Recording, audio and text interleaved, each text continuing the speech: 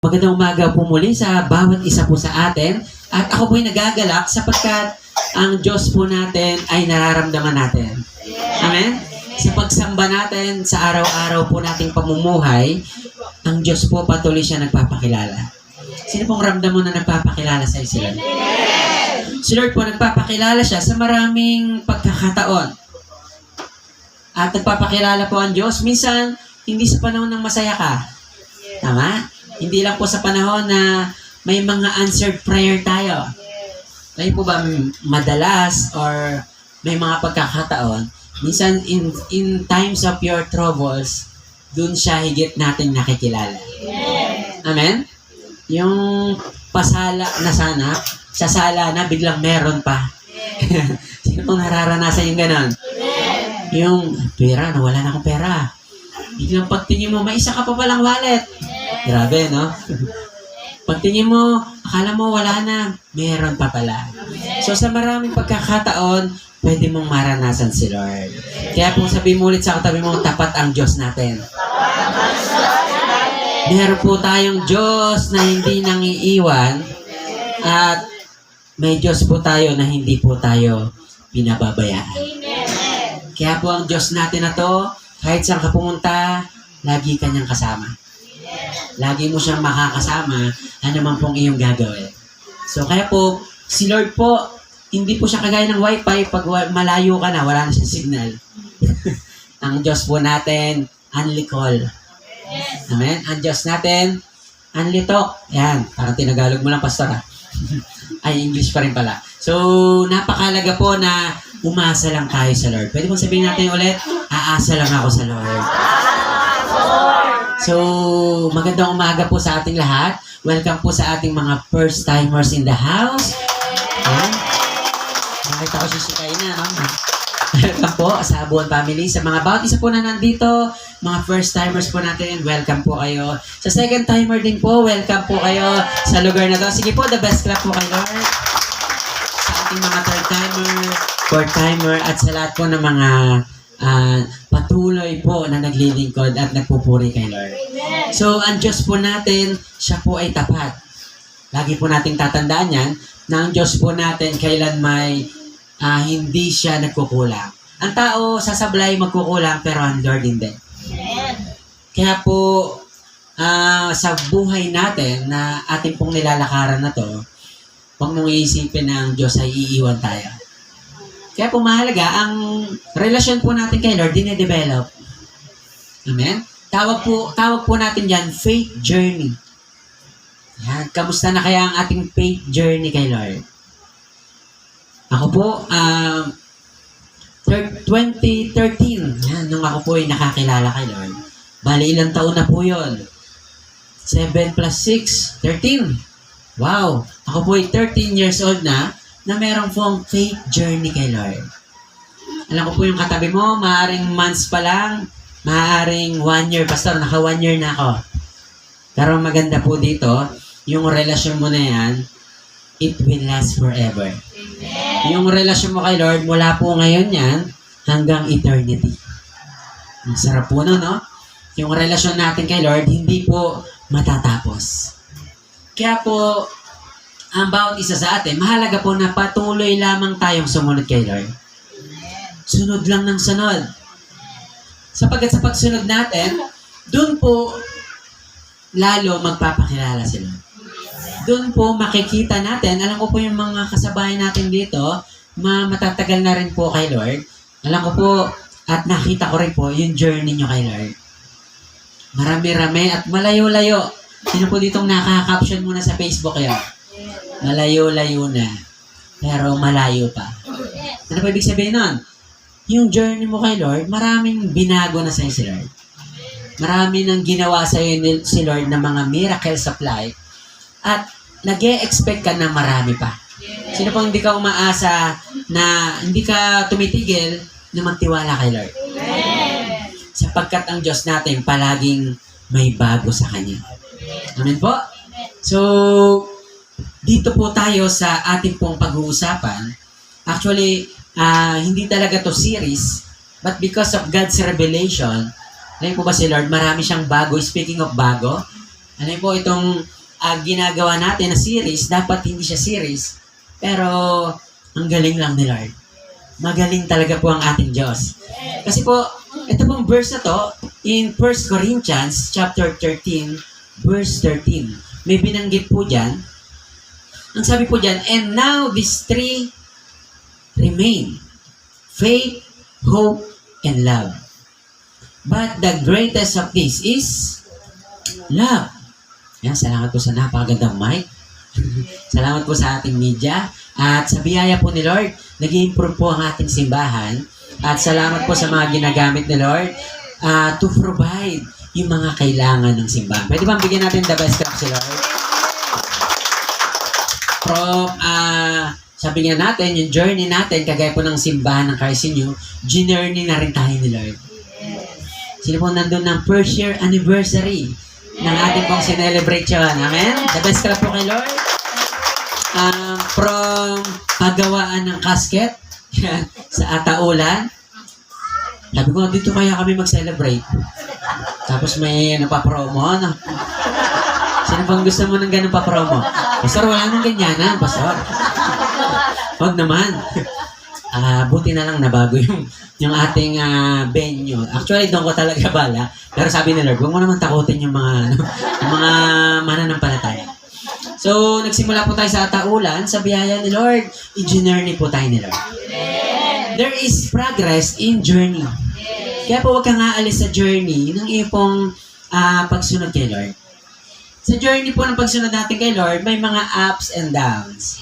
Sino pong nakakaranas ng mga ups and downs? Amen. Yung akala mo pag sumunod kay Lord, laging masaya, laging meron. Hindi po. Pero pinapadaan tayo ni Lord sa mga ups and downs para lalo kang magtiwala.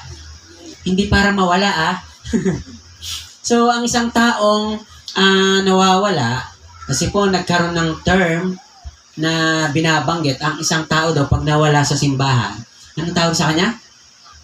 Backslide. Sa padulasa, masarap mag-slide. Pero try natin pa-slide, back-slide. Sakit sa ulo nun. Pero, ang Bible po, ang aklat po ng salita ng Diyos, nabaligtad na po natin to, nabasa na natin lahat-lahat, pero wala po tayong mababasa na word na backslide. Maaring mababasa natin nangihina. Tama po? Or naguguluhan. Sino po dito minsan naguguluhan ka sa sitwasyon ng buhay mo? Pastor, nalilito na ako, Pastor. Ang dami problema. Pero, ang mga pagsubok na yan, yung sinasabi nga term na backside, wala pong ganyan sa Bible. Pero meron dyan panghihina, pagkalito, meron po yan. Maaaring pong yung mga bagay na yon, maaaring sa iba o sa mundong to, ang tawag po dyan backslide, pero kay Lord hindi po. Ang backslide, it is part of a journey ng anak po ni Lord. Hindi po siya judgment sa isang tao. Na, ganyan ka na lang. Hindi po. Pagdadaanin ka ni Lord doon, hindi para ikay makondem. Para doon mismo magpakilala sa si Lord. Nabasa po ba natin ang kasaysayan? Halos po lahat ng ginagamit ni Lord doon, nakaranas din ng pagkahina. Sabihin natin yung, Pastor, sige, gamitin natin yung konti yan, backslide. Pero hindi po eh. Lahat po sila, nabasa ko po, nakabalik kay Lord. Kasi po, ang tunay na nag-iingat sa atin si Lord. Hindi po ang tao, hindi rin po ang simbahang ito, kundi si Lord. Sabi nga po sa katabi mo, si Lord ang nag-iingat.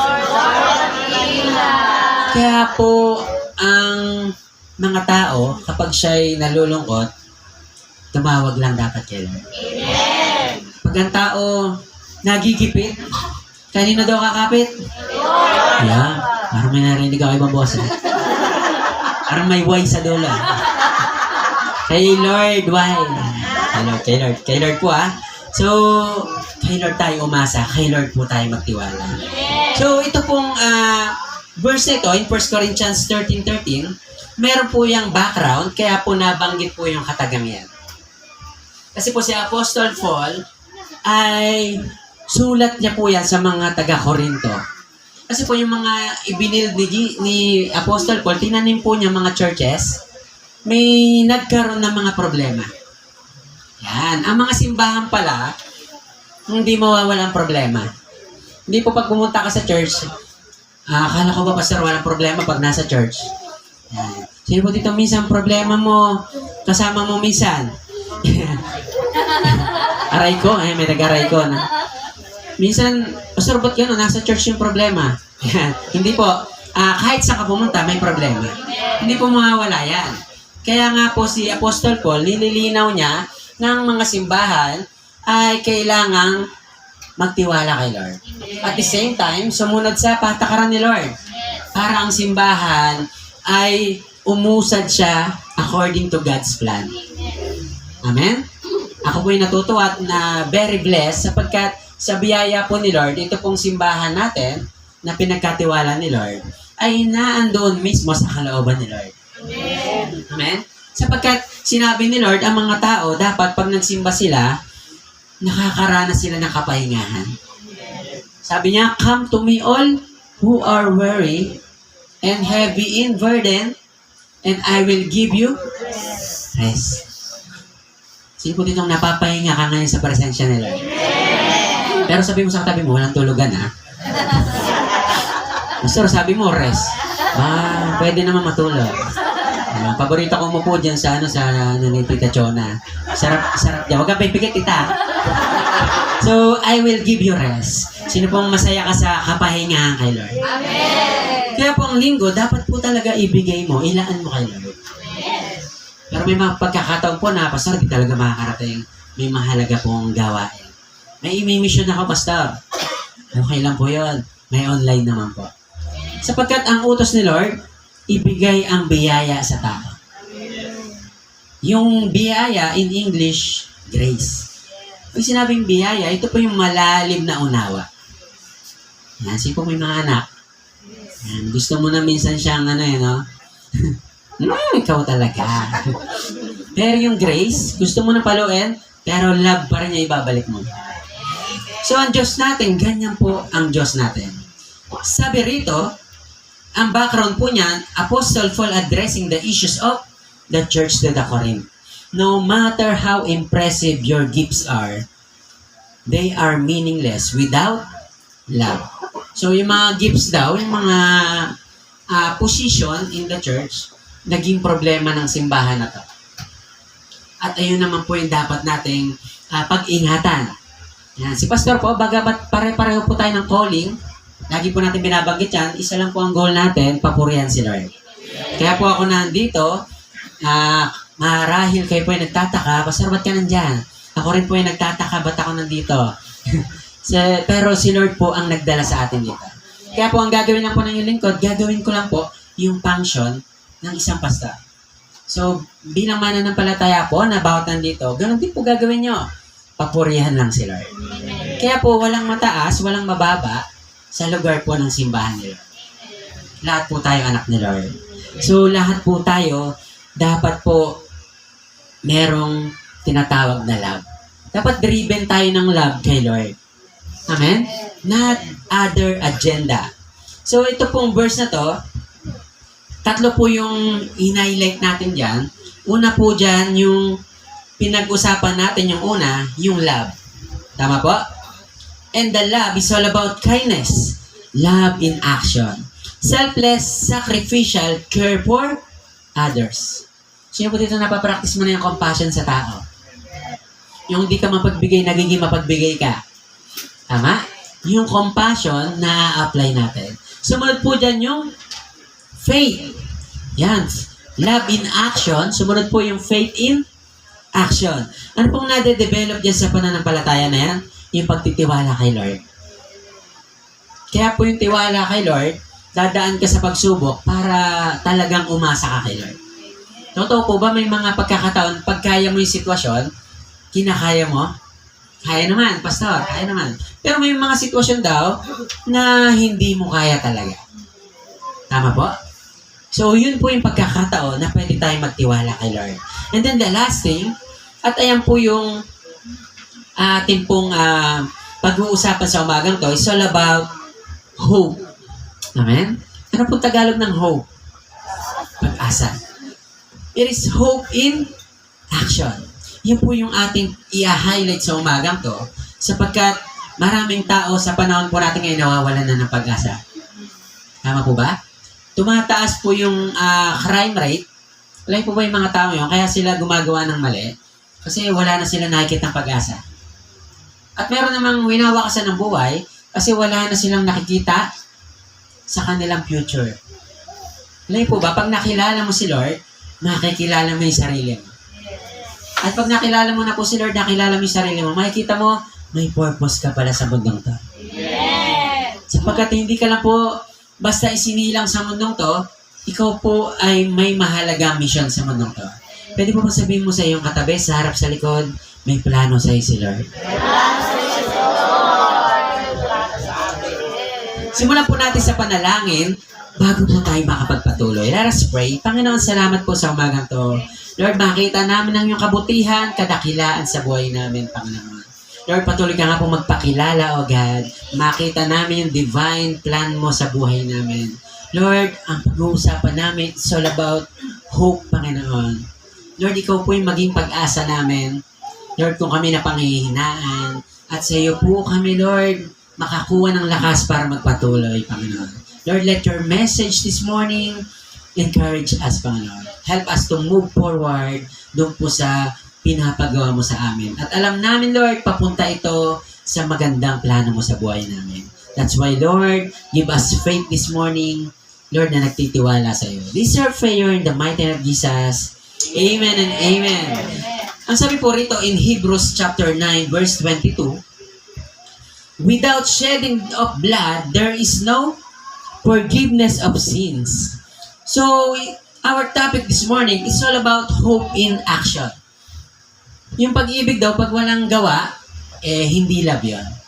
Yung daw, faith without action, sabi ng Bible, is dead. Patay po yun. So, hindi rin siya mapapakinabangan. So, ganun din po yung pag-asa, dapat merong action. Umaasa ka, tama ba? Umaasa po tayo na magkakaroon tayo ng magandang future. Tapos ngayon, ikaw ay gumagawa, nagtatrabaho ka, nagsisikap ka. Sa mga estudyante, no, nangangarap ka na, Pastor, one day, mamamasyal lang ako sa iba't ibang bansa. Hindi po ako magtatrabaho dyan. Pastor, mag-aalmusal ako sa Hong Kong. Tanghalian sa ganito. Ayan. Hindi po. Kaya ka sumusunod kay Lord, kaya ka nagtitiwala, kasi alam mo may magandang plano sa iyo, Lord. Yun po yung pupuntahan natin. Amen po. Nangangarap ka ng magandang family na reconciled. Alam niyo po, kailangan mo ibigay kay Lord yung tiwala na yan. Ang sabi kasi rito, without shedding the blood, there is no forgiveness of sins.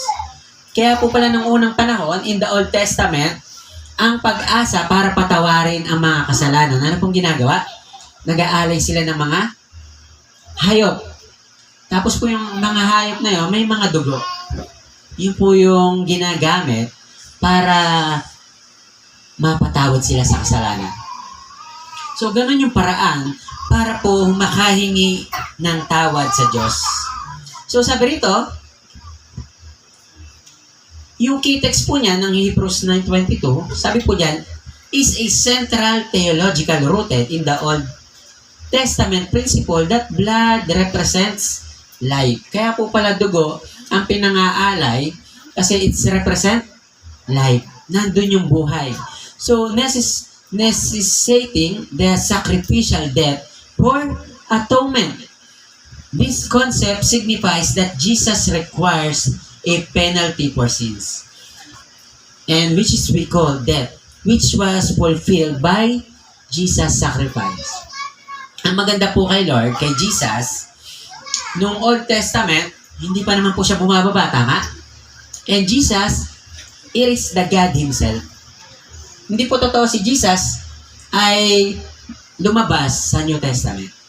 In fact, hindi pa po nagagawa ang mundong to na andito na po si Jesus. Before the foundation of the world, si Jesus po kasama ng nagpaplano ng Ama. Kasama na po nagpaplano ng Santong Espiritu. At ang maganda po dyan, in the New Testament, nag-anyo siyang tao. Amen? So, marami nagsasabi, Pastor, sana makilala namin si Lord. Kung talaga mahal tayo ni Lord, dapat magpakita siya sa atin. Tama? May mga nakakausap pa kayong ganon? Hindi totoong may Diyos. Pastor, kasi kung may Diyos, dapat nagpakita na lang siya para talagang maniwala tayo. Alam niyo po ba, 2,000 years ago, ginawa na po niya yan. Pero hindi lahat naniwala. Tama po? Kaya po, ang maganda po rito, kaya siya bumaba para maunawaan natin na merong Jesus. Na merong Jesus na nagmamahal sa atin. Ito pong Jesus na to, ang Diyos na napagkumbaba. Bakit po? Namatay po siya, namatay po siya sa cross. And the cross that time is a symbol of yung pong matinding pamamahiya. Ang cross po that time, nung pinako si Jesus, yun po yung brutal na paraan para i-display yung iyo pong kahihiyan. Alam niyo po ba ngayon ay Palm Sunday. Yan. Sino po dito nung papunta ka, marami kang nakikita nagbebenta. Palaspas. Hindi mo naman po nahampas dati yan, Palaspas. Ano pong ginagawa dyan? Nawagayway. Yan. Ngayong umaga po, maunawaan natin bakit merong palaspas. At nung nakilala ko po si Lord, natagpuan ko po yung sarili ko kay Lord, nabago po yung kaisipan ko patungkol po rin. And every time po na makakita po ako ng mga palaspas, ang dami, no? Tama? Sa mga labas ng simbahan, sa palengke, natira din po ako dyan, ang dami ko nakikita palaspas. Sabi ko, kawawa na naman ang mga nyon. Kalbo na naman sila ngayon. Di ba? Walang kaalaban-laban pagkakakitaan. So, maintindihan natin, Pastor, ba't kaya may gano'n? Yan. And as we respect po sa mga ganong paniniwala, wala pong problema yon. Tama naman po yon na kasi meron po yung mahalagang simbolo. At ngayong umagang to, makikita po natin yon. So, sabi rito, yun daw pong ginawa ni Jesus ay isa pong simbolo ng pag-asa. Kasi alam niyo po ba, ang isang taong namatay na walang relasyon kay Lord, mapupunta po siya sa impyerno. Mapapahamak po siya. Pero maganda sa Jesus na to, because of Jesus Christ, sa kanya pong ginawa, yung kamatayan po ay hindi na po available sa mga anak niya. To make the long story short, anumang kasalanan pong magagawa natin ngayon, dahil tayo nakakilala na kay Lord, hindi na po dyan nakabase ang iyong kaligtasan. Hindi po sinasabi ni Pastor, ay na-encourage na okay lang ba gumawa lagi ng kasalanan? Hindi po. Pero ibig sabihin po niyan, yung assurance na meron ka ng salvation kay Lord, na naman pong magagawa mong pagkakamali sa buhay mo sa araw-araw, hindi po garantiya yan na mawawalay ka kay Lord. Sino pong medyo sumasaya ang puso mo? Hindi pala kasalanan yung dahilan para hindi ka mapunta sa impyerno. Hindi po. Kaya ang mga tao mapupunta roon dahil pinili nila ron. Tama po? Sapagkat ang hell, hindi po kinreate yan para sa ating mga tao. Kinreate po yan para sa mga diablo na hindi kinikilala si Lord. Kaya po, good news, because of God's grace, yung salvation available na po sa atin. Hindi po tayo yung gumawa niyan, walang iba kundi si Lord. Hindi po tayo nagsakripisyo, walang iba kundi si Jesus. Ganyan po kabuti ang ating pong Panginoon. Alam niyo po ba na ang Old Testament is a mirror of New Testament? Sino po ditong pag nagbabasa ka ng Bible, Pastor, bakit may Old tsaka merong New? Tama? Sino ditong minsan napapa-question? Pastor, ba't may ganun may Old tsaka New? At maaaring ang kaisipan natin dyan na ituro sa atin, yung Old, wala pa si Jesus niyan. Di ba? Lagi sinasabi sa atin? Yung New Testament, ayan, dyan pinanganak si Jesus. Alam niyo po ba, yung Old Testament, nandyan na po si Jesus. Kaya po may Old Testament, isa po itong paghahanda sa pagdating ni Jesus. Ganun pala yung Pastor.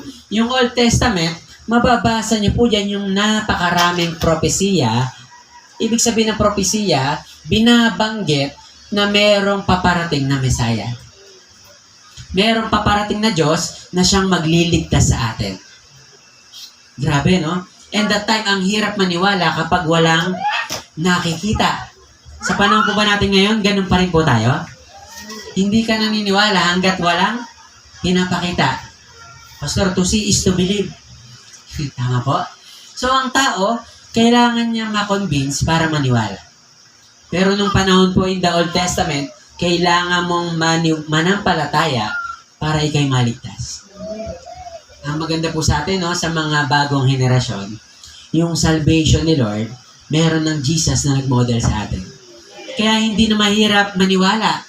Tama? Hindi na mahirap magtiwala sapagkat meron na pong patotoo. Walang iba kundi si Jesus. That's why the name Jesus, kailangan po, yan po yung dapat ma-promote sa buhay natin. Sino pong handa mo i-promote si Jesus? Sino pong gusto mo na yung bang sa caption mo sa mga victories of life? Dahilan lang to sa biyaya ni Lord. Yung bang ilalagay mo sa Facebook mo, glory to Jesus.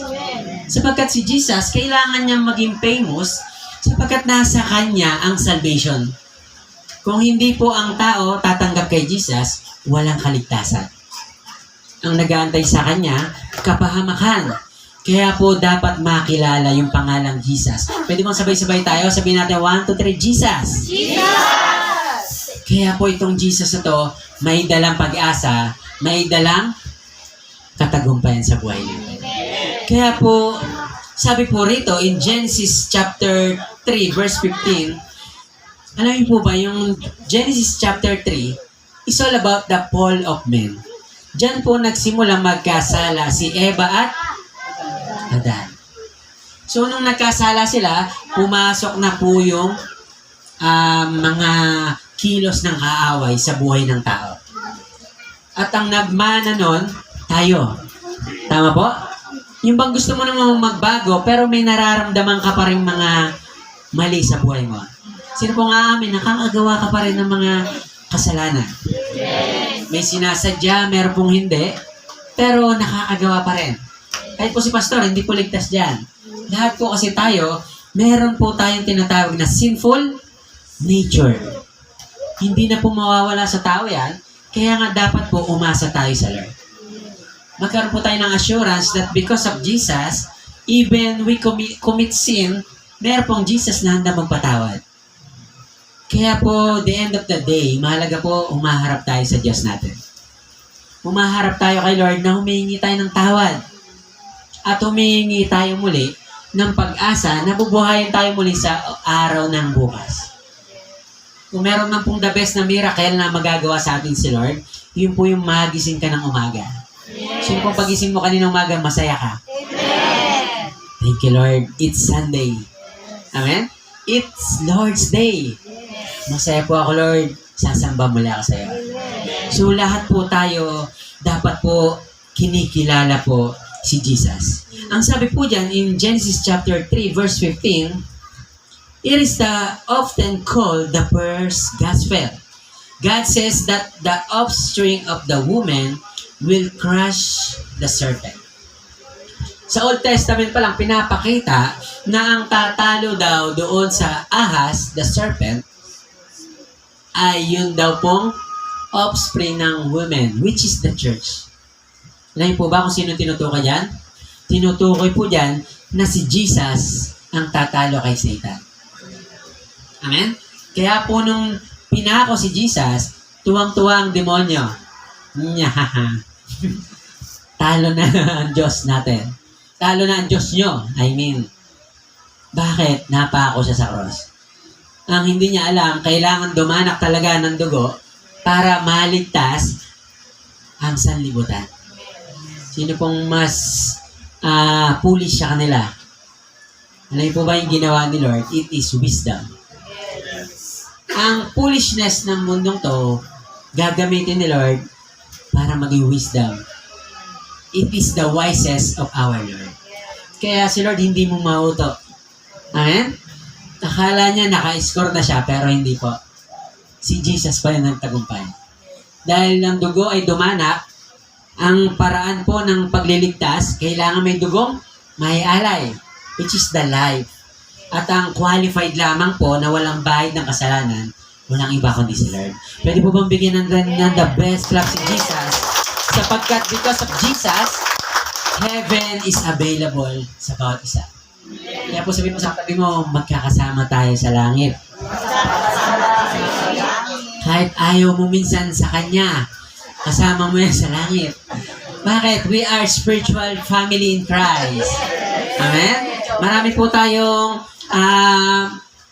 gagawin sa pagsunod kay Lord at hindi natin ito mape-perfect. Tama po? Pero the good thing as we go along the journey, nade-develop yung pagmamahal natin sa isa't isa. Ako po'y natutuwa kasi lumalaki po ang pamilya natin ng spiritual family at naniniwala ko marami pa pong gagawin sila. Marami pang darating at naniniwala ko ang simbahan ni Lord, i-expand pa po ni Lord. At lahat po ng yan dahil sa kabutihan ni Lord. Kaya po kung meron man dapat maging famous, walang iba kundi si Jesus. Sabi mo nga po sa katabi mo, si Jesus lang. Meron pong paligsahan. Ano pong gusto mo ng kwento? Nakakita ko ng medyo Sige lang basta, preach it. Gigisingin lang natin. So, meron pong mga paligsahan kung sino yung pinakamagaling na Diyos nila.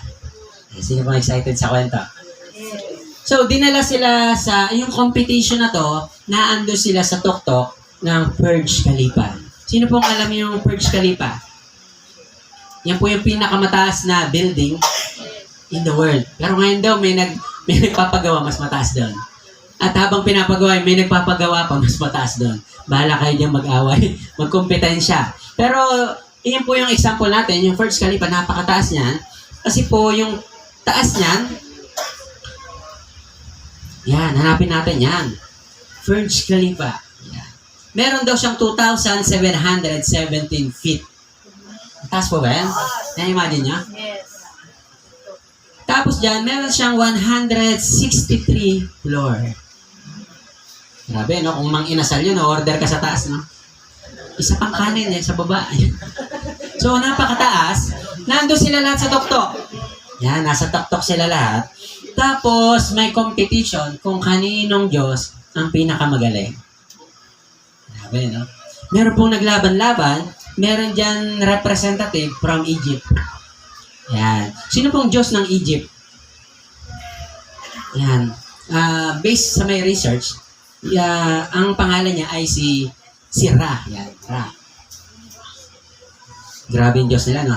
Sa Persian God, Amaterasu. Yan, dalawa na yung represent nila. Sa Egypt, yung God of Ra. Yung sa Persian, God of Ama. Yan, si Ama na lang. Sa Hindu po or sa India, yung God nila ron, si Shiva. Yan. Tapos, sa Buddhist, actually si Buddha naman, hindi talaga siya Diyos. Pero because of pasa-pasang turo, naging Diyos siya sa iba. Si Buddha ay si great teacher. Yan, yun po yung kanyang Pero may nag-represent din sa kanya. Eh, syempre, papatalo ba Kristiyano? Meron din tayo. Tama? Ayun po ba, ang sabi sa kanila sa competition, tatalon kayo isa-isa. Patutunayan natin kung totoo yung Diyos mo. Sino pong gusto mo representative? Ikaw yung tatalon. Siyempre, yung Kristiyano, tapang na tao naman yan, nagtitiwala kay Jesus. Nagtitiwala mo ba kayo kay Lord? Pero sabi niya, huli na ako, sige. Yung una, sabi, yung Egyptian God, unang tatalon. Nahi po ba? Sabi niya, kung sino ang hindi malaglag dyan, totoo ang Diyos niya. Grabe, no? Nahi po yung unang representative ng Egypt, tumalon. Yung taas no, 163 floor, napakataas. Mag-imagine na lang kayo ng mataas na building tapos tatalong ka ron. Walang parachute. Ano yung pagtalon ng Egyptian? Ang sabi niya, 163, haba nun. Yung pababa na lumakas, Ang nangyari? Patay. Hindi totoo ang Diyos. Kinakabahan yung Kristiyano, nasa dulo eh.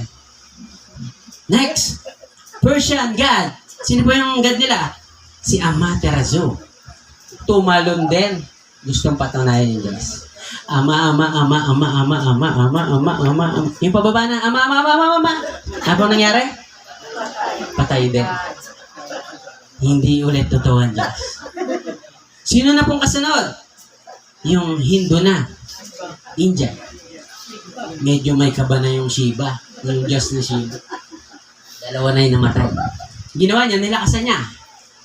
Tumalon din naman. Shiva. Ano po nangyari sa Diyos niya? Ano po nangyari doon? Namatay din. Tatlo na. Ano po yung sumunod? Yung Buddhist. Ito na. Kinakaba na yung Kristyano, pang last siya eh. Yung Buddha, yung Diyos niya ay Buddha or teacher niya. Pinatunayan niya rin.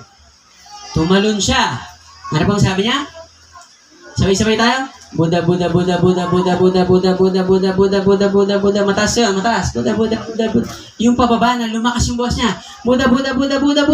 Umangat po. Yung taong yon. Yung kakasigaw niyang Buddha, umangat siya ulit, hindi siya nalaglag sa sahig. Umangat siya hanggang bumalik siya dun sa Burj Khalifa. Palakpakan po lahat ng tao. Sabi niya, Buddha, bumalik. Sino na po yung susunod? Napatalo ba ang Kristyano? Papatalo po ba tayo? Parang hina ah. Meron na isang nagpatotoo na buhay yung Diyos niya. Buddha raw, umangat. Yung Kristyano, kinabahan. Pero, syempre, nag-represent pa rin siya. Atapang atao. Sabi niya, kaya naman ng faith yan. Tiwala lang, Lord, no? Dahil po, tumalon siya. Pagtalon niya, anong sabi niya? Jesus. Nanginginig ba yan? Jesus. Lumalakas na, Jesus. Alam po yung pababa na. Sabi niya, Jesus, Buddha na lang. Sinabi niya ulit, Jesus, bumababa siya ulit. Sabi niya, Buddha na lang ulit. Alam po, nakabalik siya sa Burj Khalifa. Sabi niya, Buddha na lang. Sino pong... Sabi mo nga po sa katabi mo, kanino tayo? Buddha na lang ba? Sabi mo sa kanya, Buddha na lang ba? Sabi mo sa katabi mo, kay Lord tayo. Grabe, no? Jesus, nung mapapahamak na siya, Buddha na lang. Buddha na lang. Alam niyo po, it is an illustration, yung pagtitiwala kay Lord, minsan, because of the situation, nababago. Tama? Yung pagtitiwala natin kay Lord, because of the troubles, nababago. Minsan, maaari yung Buddha, hindi na siya yung Diyos ngayon, maaaring schedule, tama? Maaaring mga bagay sa buhay natin na nagiging kapalit ni Lord. Tama? Yun po yung illustration natin doon. Hindi po para magpalit tayo, Buddha na lang, hindi po. Example po yan, na ang ginagawa po natin na to ay talagang kailangan mo ng matinding pananampalataya. Amen. Alam niyo po ba, even si Paul, yung tiwala niya hindi na bago. Kasi po sabi rito, in Philippians 1:21, to live is Christ and to die is gain.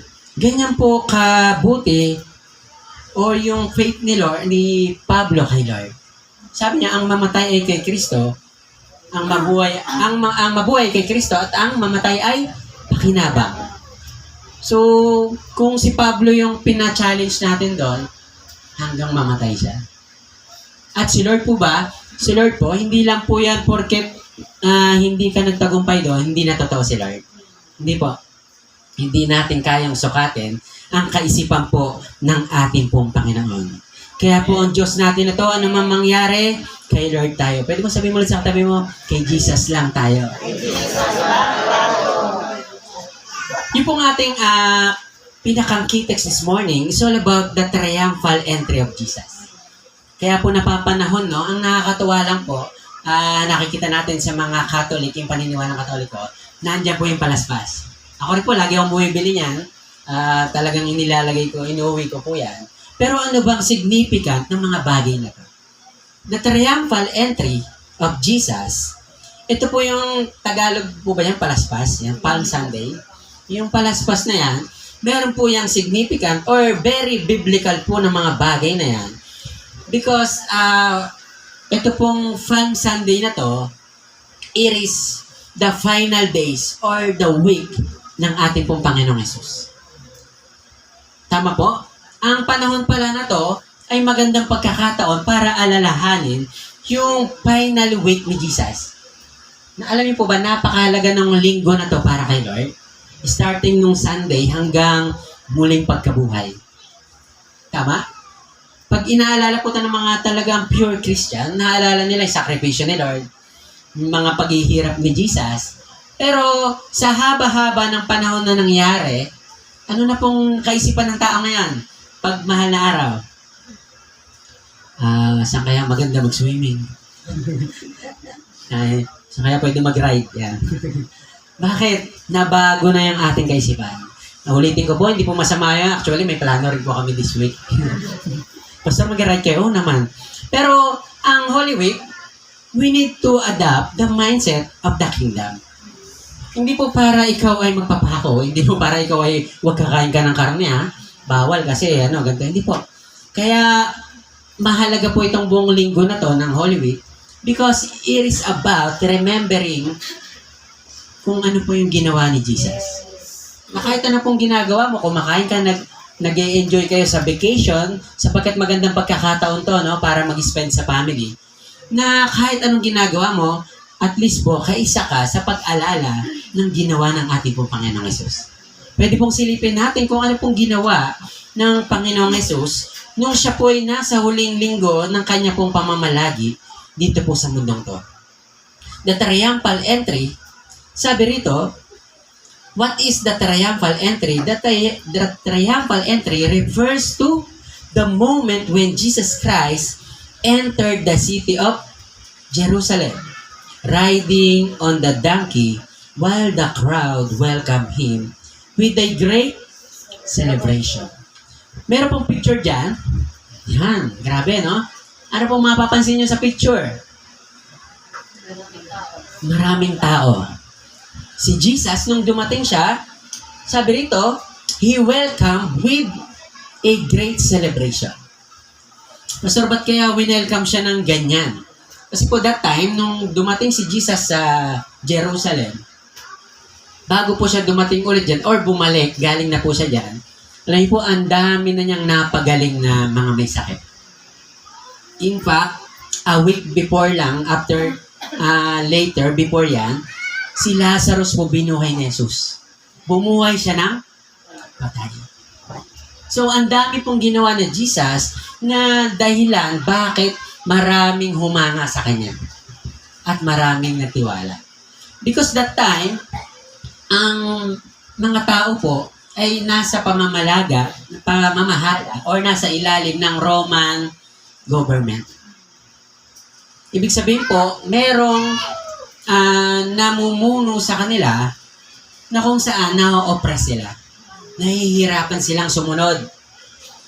Kaya po si Jesus, siya po yung natitirang pag-asa nila para matulungan silang makalaya.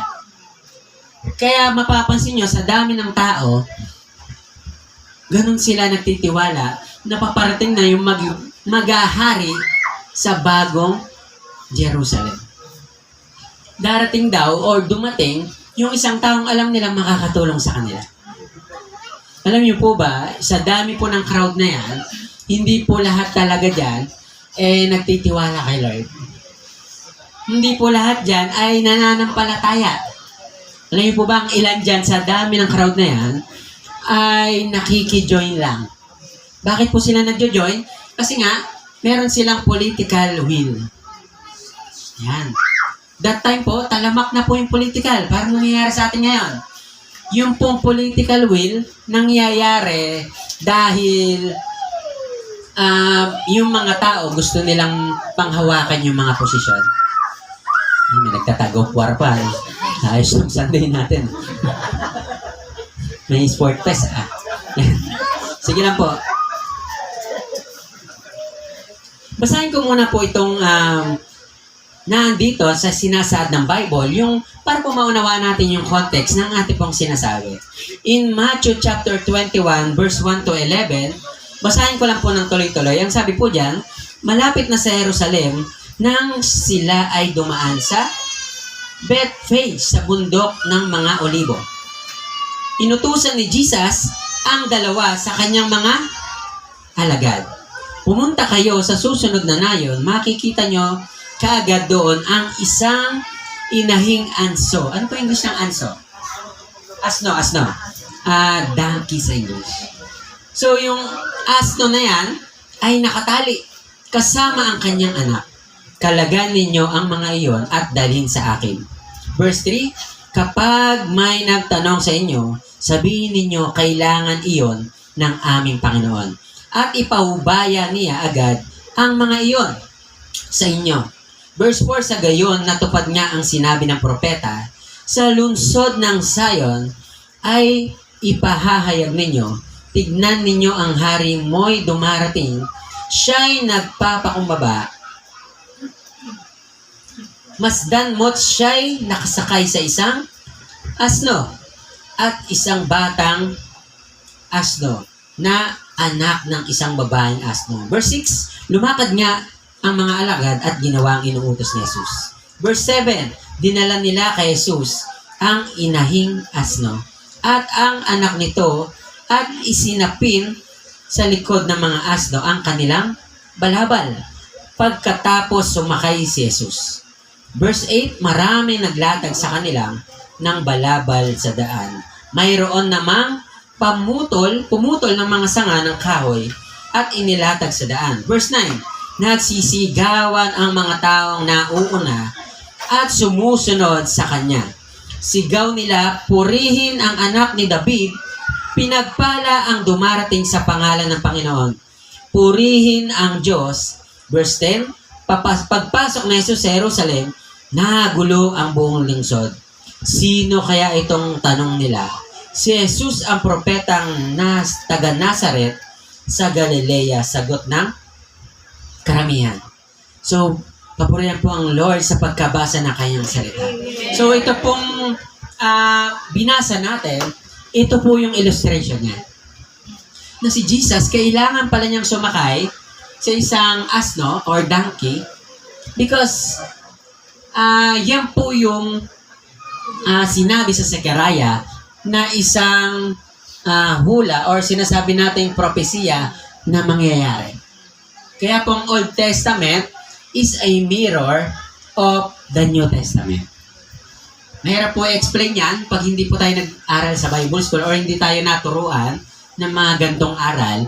Pero to make the long story short, ang Old Testament is the future of New Testament.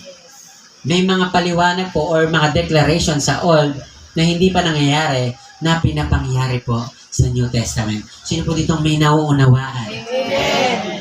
At alam niyo po ba yung kwentong ito na pagpasok ni Jesus, ang tawag po yung triumphal entry, ay naitala sa Book of the Gospel. Pastor, ano yung Book of the Gospel? Actually, 4 po yan. Matthew, Mark, Luke, and John. Yung 4 na Biblia na yan, mababasa niyo po lahat yung pong patungkol sa triumphal entry. Bakit po sa 4 na libro nabahagi lahat yan? Alam niyo po ba pag ang isang salita, inuulit-ulit siya, meron siyang significant message. Meron siyang malalim na pakahulugan kung bakit naiitala ng paulit-ulit. So what happened during the event? Jesus entered Jerusalem. He rode on the donkey, not a horse. Pastor, bakit kaya hindi kabayo? Tama po? Kasi po, donkey is a symbol of humility. Pagpapakumbaba. Mamaya po, mas lalo pa natin maintindihan ang mga bagay sa patungkol na yan. People laid down palm branches and the cloaks on the road. Sabi ko nga po sa inyo, kaya itong mga to, masaya silang sumalubong. Meron diyang mga talagang mananampalataya ni Jesus. Iba dyan nakaramdam ng milagro ni Jesus. Pero yung iba dyan ay nakiki-join lang. Hindi sila talaga mananampalataya. Actually, yung iba dyan is piya para isumbong sa Roman government. Si Jesus po, kaya siya nagpagaling, kaya siya pumasok diyan, kasi He is about to fulfill His mission. Ang buhay ng tao ay may mission. Sabi mo sa katabi mo, may mission ka. Hindi ka po aksidente na laging sinasabi sa atin ng magulang ng bata tayo, napulot ka lang sa... Yan, bahala na kayo magdugtong. Di ba lagi sinasabi sa inyo yan? Napulot ka lang. Ikaw naman, umiiyak ka ng bata ka, no? Pero lahat ng taong isinilang sa mundong to, may mission si Lord sa buhay natin. Even Jesus, kahit Panginoon siya, nung siya po'y naitala or nailagay sa mundong to, malinaw sa kanya na may purpose siya. At kailangan niyang i-fulfill. Alam niyo po, si Jesus, yan po yung kanyang final week ng kanyang flesh sa mundong to. Bagamat nagkaroon pa ng 40 days, pero hindi na siya sa katauhan ng Jesus na pagkakakilala ng mga disciples. So, lahat po ng naandyan sa pictures na yon ay iba-iba ng agenda. Magkakaiba ng motibo. Alam niyo po ba, isa dyan sa mali ng motibo ay si Judas. Tama? Si Judas, kaya pala siya sumasama kay Jesus, isa sa 12 niya, kasi naniniwala siya na maghahari itong Jesus na to over the government of Roman. Sabi niya, ang mindset niya, papalitan ni Jesus itong mga Romano na to. Kaya ang laking dismaya niya, nung sinabi sa kanya ni Jesus, my kingdom is not here. Tama? Ang kaharian ko ay hindi rito. Bad trip si Judas. Ano pong ginawa ni Judas? Binenta yung Diyos. Sabi niya, hindi pala to, lugi pala rito. Business-minded pala to si Judas. Kaya nang Judas na lang. Grabe, talo pala ako dito sa Diyos na to. Benta ko na lang to. Alam niyo po, ang kaharian ni Lord ay nasa buhay natin. Ang kaharian ni Lord, yung pong nararanasan natin ay pagkilos po ng kaharian ni Lord. Amen po? So, yung pagkilos ni Lord from heaven over our lives. Kaya po na-misinterpret si Judas. At alam niyo po yung nangyari kay Judas, nakamali rin siya ng pagkakalulu kay Jesus. At saan siya natapos ang buhay niya? Nagbigti. Namatay. Bakit? Namali siya ng desisyon. Alam po ba, lahat tayo ay naandito sa pagkakataon na inaalala si Lord. Yung kaya mga nagsisimba ngayon sa iba't ibang simbahan, ano kayang motibo nila ba't sila nagsimba?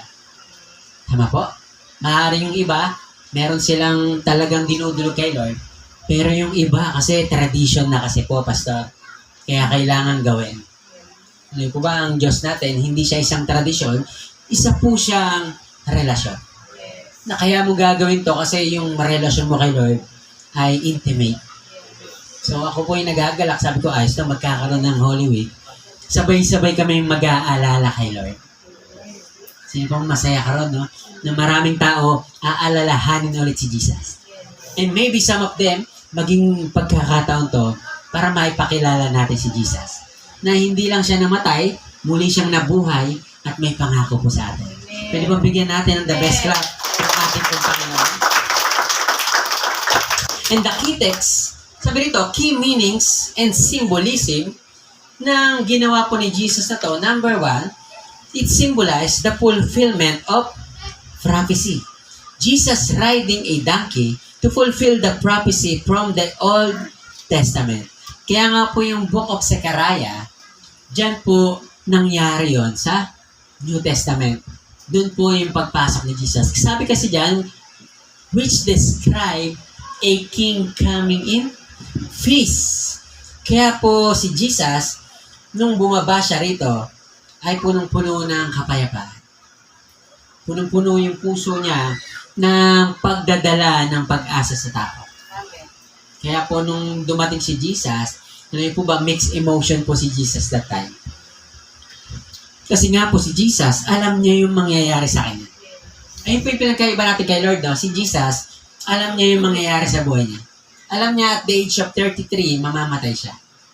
At alam niya yung pagpasok niya sa Jerusalem, papasok na siya doon sa kanyang final destination bilang tao. Alam po ba si Jesus, hindi siya nalulungkot siya, sabi kasi ng Bible, nalulungkot siya, may kapighatian nung papasok na siya sa Jerusalem. Bagamat masaya yung tao, pero in his mind, merong lungkot. Kasi hindi dahil mapapahamak siya, pero nakikita niya yung puso ng bawat isa, hindi pare-pareho ng laman. Yung iba doon, yung puso ng mga tao, na andun lang, kundi dahil ayaw nila sa Roman government. Gusto nila ng bagong rulership. Hindi sila, na-misinterpret nila yung divine plan ni Lord. Hindi nila alam yung divine plan ni Lord, na yung redemptive plan ni Lord ay mas mahalaga at mas malaki po kaysa doon sa pangarap nilang maghari si Jesus sa Israel. So, it's all about fulfilling prophecy. So, sabi rito, this is show that Jesus is the promised Messiah. So, si Jesus, kailangan niyang gawin yon para i-fulfill yung Old Testament. Para patunayan na naandito na yung Diyos na magliligtas sa atin. Sabi po ng pangalawa, yung significant po nito, yung key meanings, is all about, number 2, a humble king. Kings usually enter the cities riding powerful horse to show strength and dominance. Jesus chose a donkey, symbolizing the peace, humility, and servant. Alam niyo po ba si Jesus, kaya niya ginagawa mga bagay na to? Kasi time will come, kagaya po ng ipangaral ni Pablo ang salita ni Lord, sabi niya, follow me as I follow the example of Christ. Kailangan ni Jesus mag-model para ito yung sundan ng mga susunod na generation. Kaya po, even Jesus is king, siya po ay nagpakababa. Instead na horse, symbol of dominance and power. Kaya pala horse yung mga nakikita natin sa mga movie, no? Pag sumusugod sila, yung po pala yung tikas ng kanilang laban. Pero si Jesus, grabe, donkey. Asno. Symbol of humility, kapayapaan, tsaka paglilingkod. Ano yun po ba sa buong linggo na yan? Very significant ng bawat araw na yan. That time po, pumasok siya sa Jerusalem. Like po ba pagpasok niya sa Temple of God, kinalunesan, nakita niya yung lugar na bahay-sambahan ay naging marketplace. May nagtitinda ng ganto, mayroong nagsusugal, ano pa? Maraming iba't ibang activity na naandun sa bahay-sambahan ng Panginoon. Kailangan po nating ma-educate that the church of our Lord, dapat po walang ibang laman yan, kundi yung mga anak na sumasamba kay Lord. Kagaya po nito, ito po ay lugar na isang bahay lang, pero because of the presence of God at sa mga simbahan mananampalataya ni Lord, kaya po tayo ngayon ay sambahan. Tayo po ay simbahan. Sabi mo nga po sa katabi mo, you are the church. You are the church. Ikaw po ay simbahan ng Panginoon. Ikaw ay tahanan ng Diyos because our body is the temple of the Holy Spirit. Kaya pong ginawa ni Lord, nagalit siya. Ang Diyos kasi natin, meron din siyang emosyon. Tama?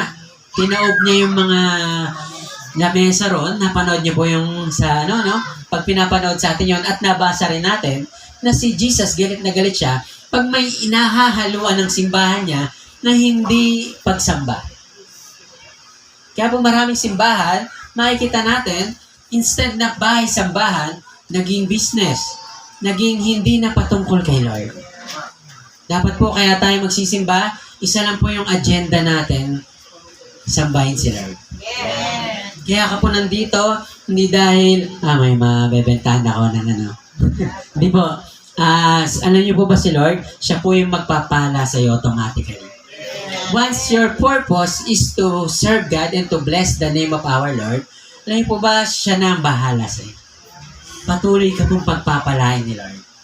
Kaya po mahalaga po, kapag po tayo pupunta rito sa bahay-sambahan, dapat purong pagsamba lang ang gusto mong gawin.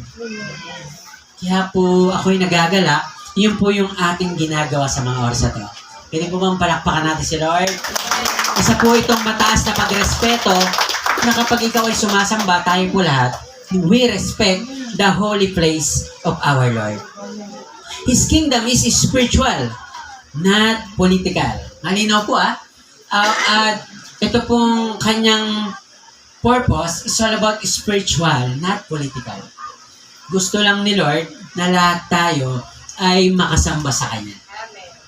Wala pong ibang agenda. In the Roman Empire, yan po yung political na kung saan talamak talaga.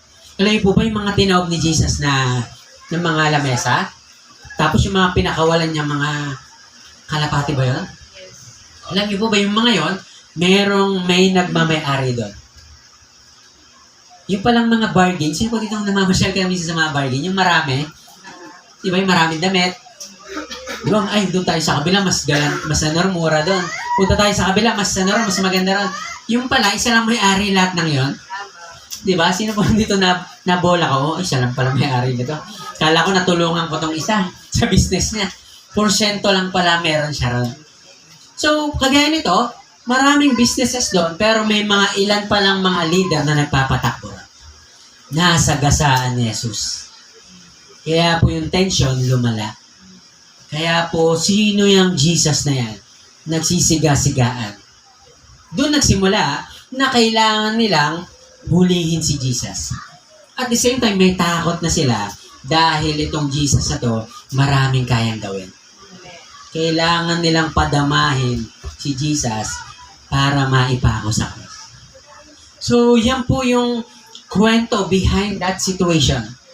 Merong nahatsagasaan si Jesus ng mga leader na malalaki. So, alam niyo po ba, every time nagagawa tayo ng kabutihan, may mga matatamaan ka. Sa pag-share natin ng salita ni Lord, meron kang nabubulabog sa puso ng tao. Kasi merong someone na nagko-control sa kanya. Tama po? Kagaya po ni Pablo, sa Apostle Paul, yung naglalakbay na sila, may pinalaya silang masamang espiritu, nagalit yung humahandle din sa tao.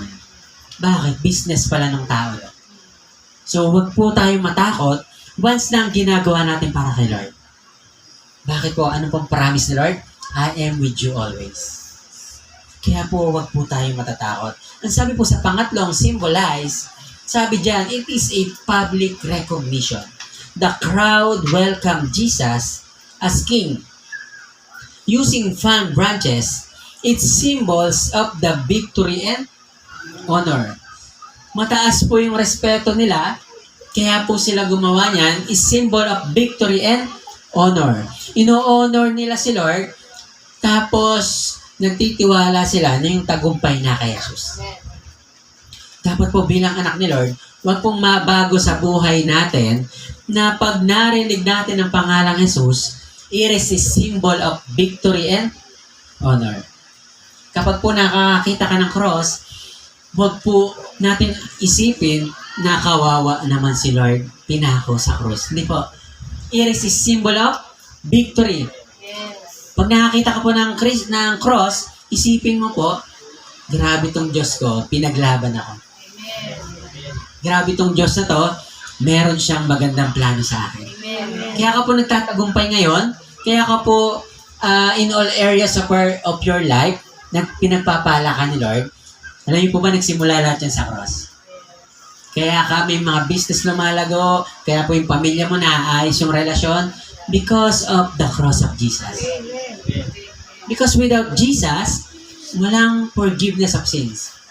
At pag ikaw ay may daladalang condemnation, yung sin kasi condemnation yan, mahihirapan ka mamuhay doon sa kalooban ng Diyos.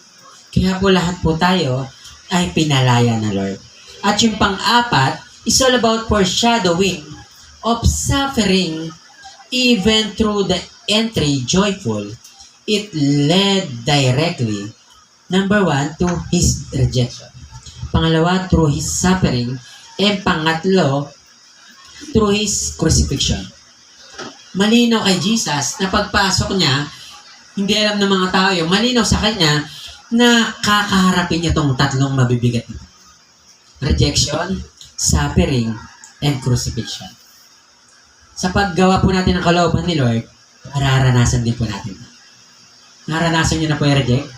Masakit, no? Ini-invite mo siya para makilala niya si Lord. Ayaw. Ang i-reject po niya, hindi po ikaw, kundi si Lord. So ano po mararanasan natin? Suffering. Sa pagsunod po natin kay Lord, hindi po laging masaya yan. Pero yung suffering, dyan po nade-develop yung malalim mong pagtitiwala kay Lord. Tama po? Sa tuwing ikaw'y nahihirapan, tama po, lagi mo siyang tinatawag. Kaya po tayo pinapadaan ni Lord sa mga circumstances para lalo kang lumalim kay Lord. Para higit kang magtiwala, hindi po sa mga kaya natin. The same crowd, ulitin po natin yung picture na pinakita natin, napakarami doon. Ang sinisigaw po nila, Hosanna, Hosanna in the highest. Kaya po merong kanta niya, no? Sinisimbolo, it signify that the Messiah is here.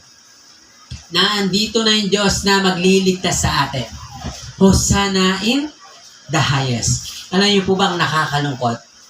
Yung mga sumisigaw na yon, yung napakaraming tao na sumisigaw, na purihin si Lord, purihin ang anak ni David, yung pong mga tao na yon is the same person na sumisigaw nung nahuli na si Jesus, na pinapalo na siya, yung nagbobuhat na siya ng cross. Sila po yung mga same person na sumisigaw na ipako sa krus. Nabasa niyo po yung kasaysayan? Ngayon pong Biyernes na to, ipapanood na naman yan. Yung mga sumisigaw, ipako sa krus. Ipako sa krus. Yung pong mga sumisigaw na yon, yun din po yung mga taong sumisigaw nung dumating si Jesus sa Jerusalem. Maaring tayo po, hindi tayo sumisigaw na ipako sa krus. But every time we commit sin, we committed the things na hindi po kalooban ni Lord para din sinasabi natin na ipako ulit sa krus si Jesus. Kaya po ba tayong mapako ulit si Jesus? That's why the good thing, every time we declare that, Lord, you are the God of our lives. Every time we declare that the Jesus is our victory, wala na po siya sa cross. Kaya po ang cross na meron tayo, wala na po yung naandyan.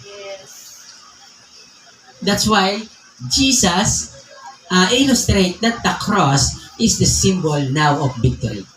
Wala na kasi yung napako. Wala na yung Kristo na ilang minuto or oras na naandyan, kundi nandun na sa langit. Pwede mo bigyan natin ng the best clap si Lord, na ang Diyos natin ay buhay, kailan man hindi siya mamamatay. Kaya po ngayong Biyernes na to, sabi mo sa katabi, huwag kang malulungkot ha. Huwag kang iiyak pag sasabihin sa'yo, Biyernes na to, ipapako na si Lord. Bawal ka na maligo. Bawal ka masugatan. Mamatay si Jesus. Hindi po ditong na-educate ka na gano'n.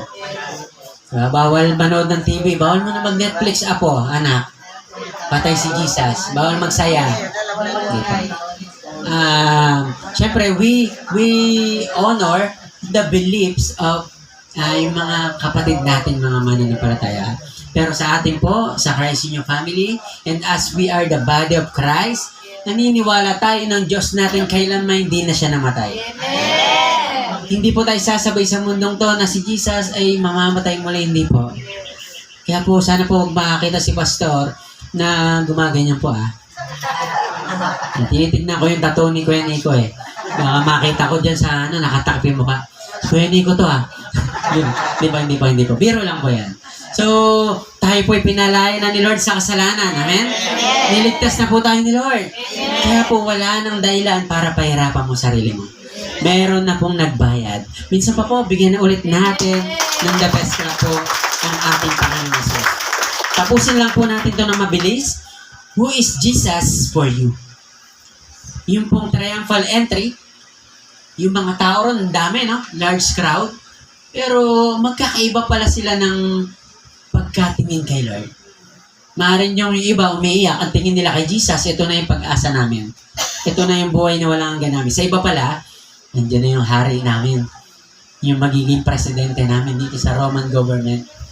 Pero ang tanong, tayo kaya pag tinanong, who is Jesus to you?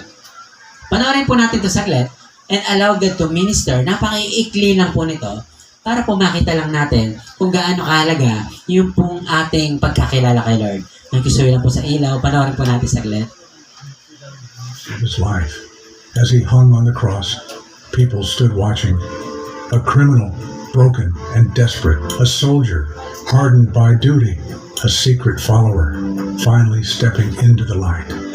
Each of them saw the same Jesus, but responded in completely different ways. One found hope, one recognized truth, one chose devotion. But the real question is, who is Jesus to you? Join us this weekend. Amen. Who is Jesus? Sabi niya, but to you. Para sa iyo, sino si Jesus? In the moment na kayo po yung nagsimba rito, kayo po yung pumunta, nagbihis kayo, naligo tayo.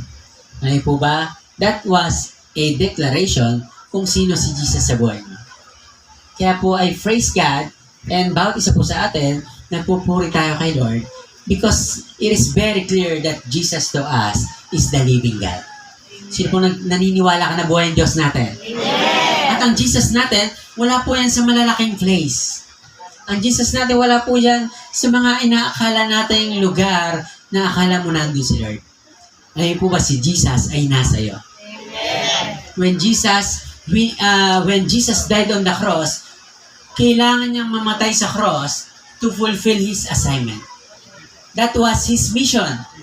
Ang mission niya, hindi po para paglingkuran siya rito, kundi siya maglingkod. Ang mission ni Jesus, kailangan niyang mapako sa cross. Nangyari po ba? Ang ginawa ni Jesus, kinalingguhan, triumphal entry, kinalunesan, ginulo niya yung nasa templo. Pangalawa, sumunod na ano yun po yun, nangaral siya. Sumunod po, tinesting yung kanyang kaalaman. At nung Webes po, it is the night or the day, yung nagkaroon po ng Last Supper. Alam po natin yung Last Supper, no? Yung huling hapunan. Walang kamalay-malay ang mga disciples na yung ginagawa nila na yon ay maitatala sa history. Aalalahanin ng buong mundo hanggang ngayon. Yun po yung communion na tinatawag. And by next Sunday, mamaya po i-announce natin patungkol po sa next Sunday, but it's all about the communion. At after po nun, alam natin yung kwento, hinuli na po si Jesus. Pagkahuli sa kanya, gabi po siya hinuli, hinalikan siya ni Judas, at siya po'y pinagkalalo. Ngayon po ba, iniwan si Jesus ng lahat ng disciples? Natakot lahat. At ang Panginoon natin na to, humarap siya sa Roman government. Imbis na wala siyang kasalanan, siya sa kanya po inatang ang kaparusahan. Kaya po, every time we saw the cross, kineri ni Lord lahat po ng kasalanan natin. Kaya po anumang bagay na magagawa po nating kasalanan, bayad na po yan ng dugo ni Jesus. Bayad na po yan at hindi garantiya po yan upang mawala yung kaligtasan ni Lord na nasa atin. Kaya po huwag mo i-condemn yung sarili mo. Ikaw po ay ligtas na sa pangalan ni Jesus. Basahin ko po ito. Sabi kasi yan, who is Jesus for you? In our conclusion, why it matters today. The triumphal entry teaches that true greatness comes with humility. Tayo pong mga tao, kung gusto mong maging dakila, dapat daw maging mapagkumbaba. Sabi po dyan, God's plan may be different from human expectation. Kasi nga po, ang mga tao akala nila magre-reign si Jesus sa Israel. Kaya maraming nadismaya, kaya naman sila sumigaw na ipako sa krus yung karamihan ng tao na yun. Kasi nga, yung kanilang inaasahan ay mali. Iba sa ine-expect nila na gagawin ni Jesus. Meron po ba kayong sitwasyon na gano'n? Akala mo ganito gagawin ni Lord pero hindi. Ano yun po, kailangan nating umalign doon po sa expectation ng ating pong Panginoon. Huwag po sa sarili nating expectation, kaya nga po mahalaga yung word na, Lord, your will be done. Not my will. Doon po tayo makakaranas ng kapanatagan. At yung last thing, Jesus is a King of peace and salvation, not worldly power. Malino kay Jesus na dadaan lang siya sa mundong to. hindi siya para dito. Tayo rin po, dadaan lang dito, hindi po tayo taga rito, taga doon po tayo sa bayan na langit na pinangako po sa ating Lord. Sino po gusto mong makasama si Lord pagkatapos po ng ating buhay dito? Inanyayahan ko po ang bawat isa sa atin, tumayo po tayo sa presensya po ng ating Panginoon. Ang sabi po sa Colossians chapter 1, 24 to 27, ang sabi po sa verse 24, "Now I rejoice in what I am suffering for you." Kagalakan ni Apostle Paul ang pagdaanan po ang mga kahirapan sa buhay. Sabi rito, "And I fill up in my flesh what is still lacking in regard to Christ's affliction, for the sake of His body, which is the church." Verse 25, "I have become its servant by the commission of God. God gave me to present to you the word of God. It is fullness." Verse 26, "The mystery that has given kept hidden for ages and generation." Tayo po yon, from generation to generation, but is now disclosed to the Lord's people.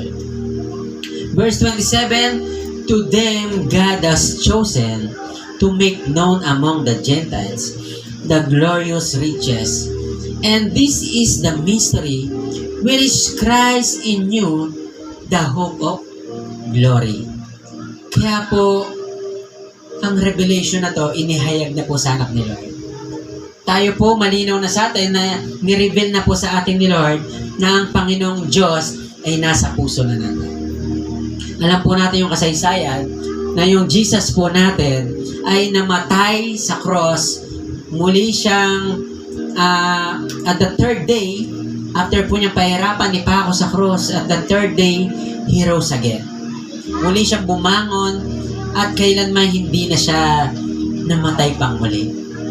Physical body is just temporary, but the spirit from our Lord Jesus is eternal. Kaya po ang katawan natin na to, lilipas po ito. Yung katawan po natin, matatapos po manghihina yan. Time will come, babalik po tayo sa alabok. But the good news is this, our spiritual body, aakit po yan sa ating po Panginoon. Kung saan makakasama natin ang Diyos na dakila for the rest of eternity. Doon po walang sakit, walang karamdaman, wala po lahat ng kalungkutan doon.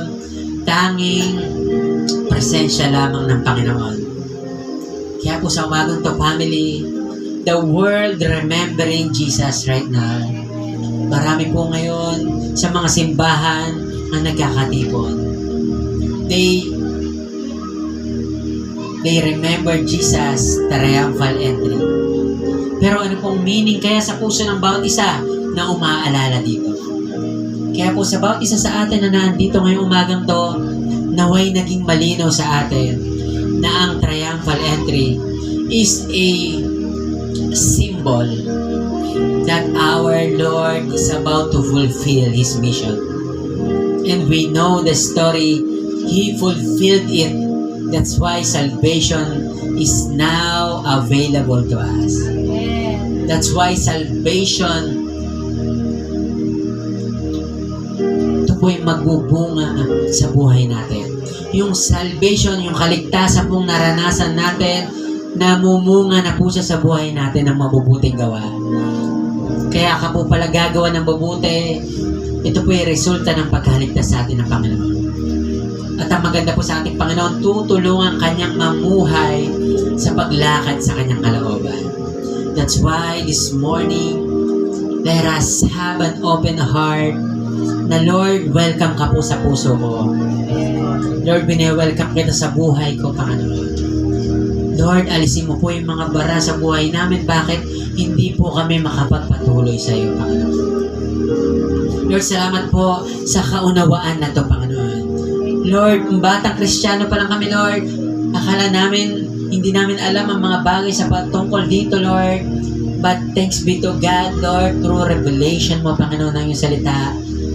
Ito pala ay napakahalagang pag-aalala sa iyo, Panginoon. Lord, na maunawaan namin yung pagliligtas mo sa amin.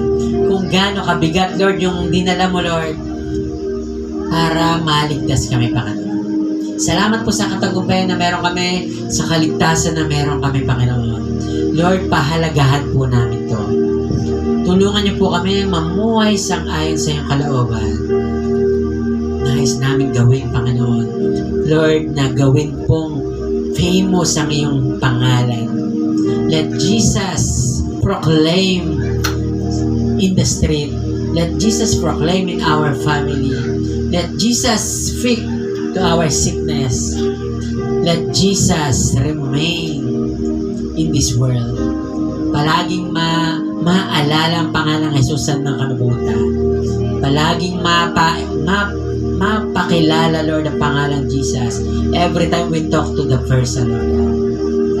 Let the name of Jesus encourage us. Let the name of Jesus as the symbol of hope, Lord. Thank you, Lord. You are the living hope. Ikaw po yung dahilan bakit nagkaroon kami ng pag-asa, Panginoon. Salamat sa iyong ginawa sa krus ng Kalbaryo. Salamat, Lord, sa pagharap ng takot nung ikaw po ay nandito sa mundong to. Kagaya namin tao, Lord, naramdaman mo rin yung lungkot. Pero the good thing, Lord, hinarap mo ang mga bagay na to. Salamat po sa katagumpayan. Salamat po sa iyong grace, O God. Amin na po ngayong inaangkin ng kaligtasan.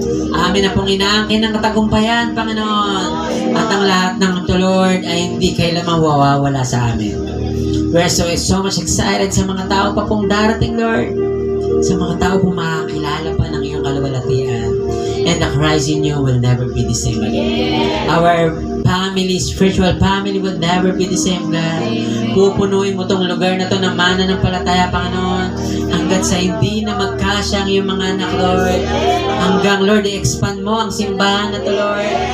Because you are the God, Lord, who died once and never ever died again. Ikaw po ang Diyos na kailanman nawala sa buhay namin.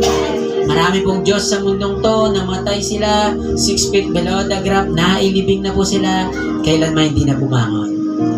That's why we strongly believe that we have Jesus. We have the God that alive in our lives. Salamat po, Ama, sa umagang to. Salamat po sa iyong kabutihan. Lord, amin ka pong sinasamba na dakila. Lord, thank you, Lord, for your grace. Salamat po sa mayamang mong biyaya. Salamat po sa mga pagsubok ng buhay namin na nahirapan kami, Lord. Hindi mo kami iniwan, Panginoon.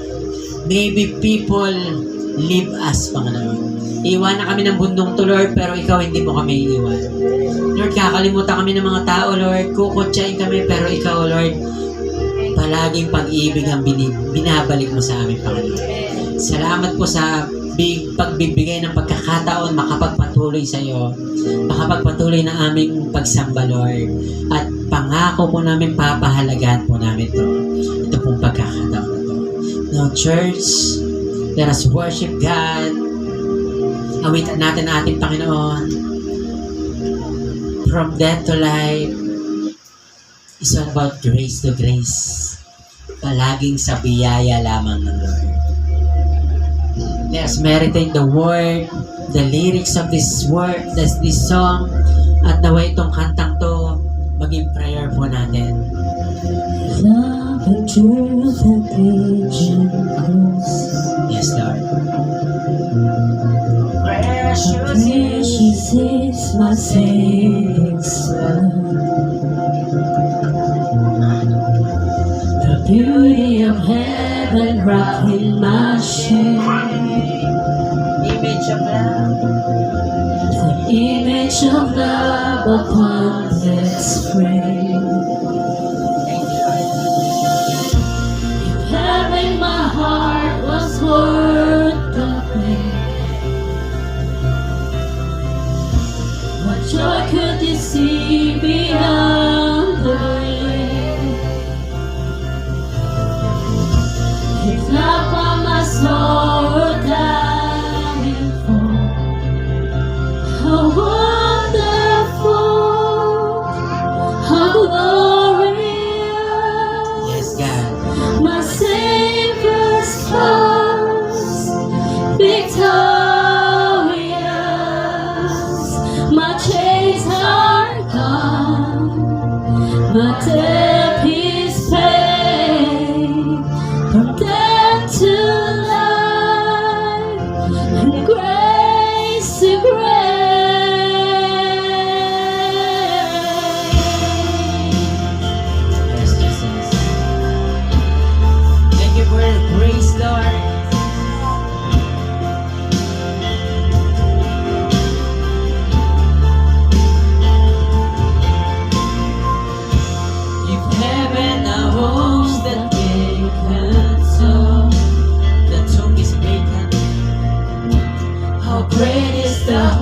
hope that lives in you.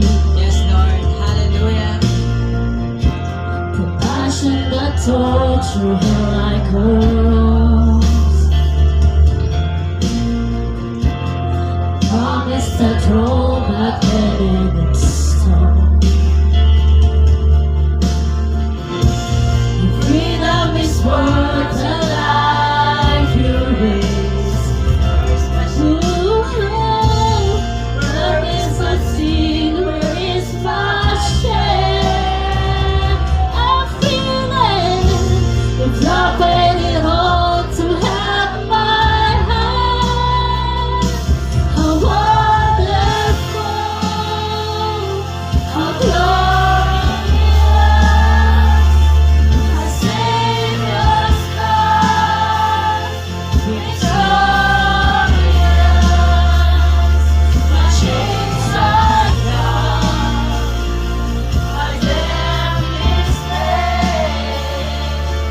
Dead to life, in grace to grace.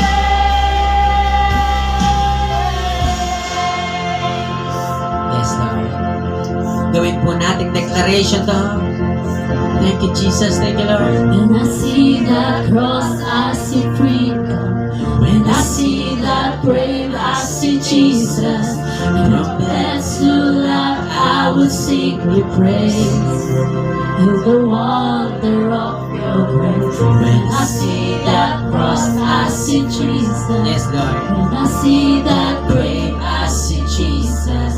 And from death to life, I will sing your praise. In the wonder of your grace. When I see that cross, I see freedom. When I see that grave, I see Jesus. And from death to life, I will sing your praise. In the wonder of your grace. I see that cross, I see freedom. When I see that grave, I see Jesus. And from death to life, I will sing your praise.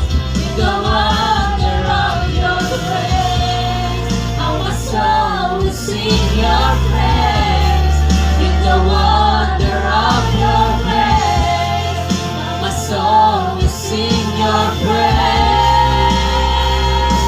Oh, wonderful, how glorious,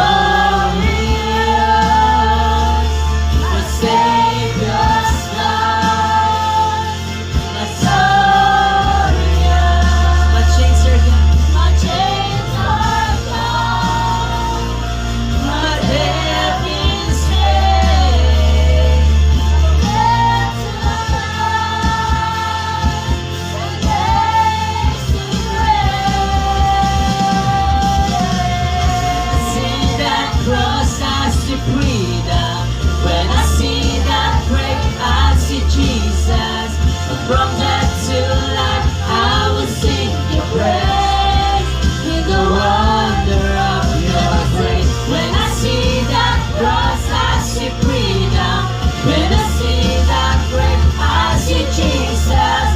From death to life, I will sing your praise. In the wonder of your grace, how my soul will sing your praise.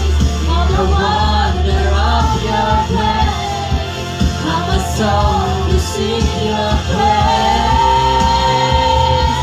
Oh, wonderful, how glorious, my Savior's stars, victorious. My chains are gone, my death is paid. From death to life, from grace to grace.